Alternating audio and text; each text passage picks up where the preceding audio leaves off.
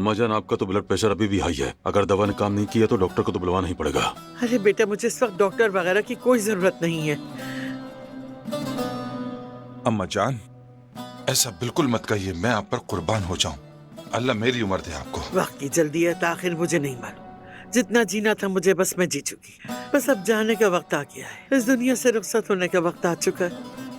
ऐसा ना कहें अम्मा जान। हाँ, अल्लाह आपका साया हमेशा सलामत रखे।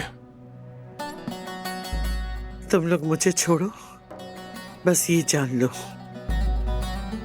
मैं अपने बच्चों को इस तरह जुदा जुदा छोड़कर नहीं जा सकती, वरना दुनिया से जाते वक्त मेरी आंखें खुली रहेंगी।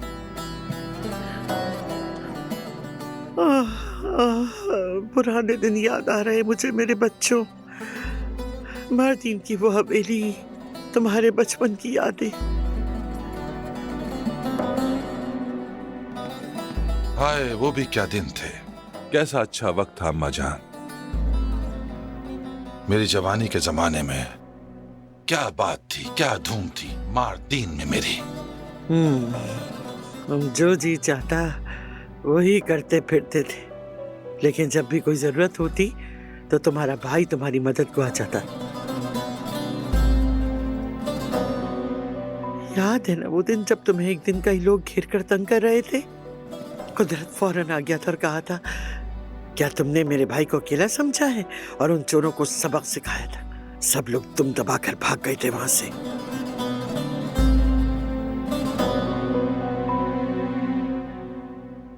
शुक्रिया।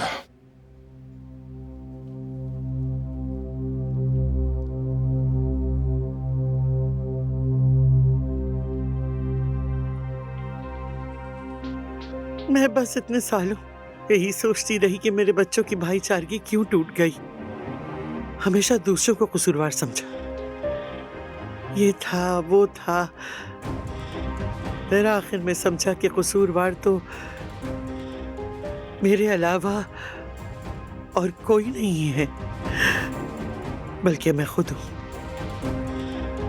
मैं अच्छी मां ना बन सकी,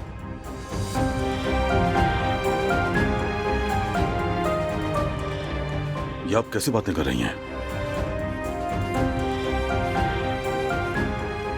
मैं बिल्कुल सच कह रही हूँ कुदरत। तुम सबको एक साथ नहीं रख सकी मैं, तुम्हारे दरमियान की दुनिया खत्म नहीं कर सकी। अब आहिस्ता आहिस्ता मेरा वक्त आ गया है।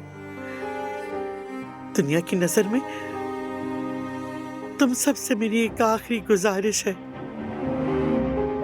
मैं तुमसे इल्तिजा करती हूँ मेरे बच्चों, बस अब इस झगड़े को खत्म कर दो, खुदा के लिए, खुदा के लिए।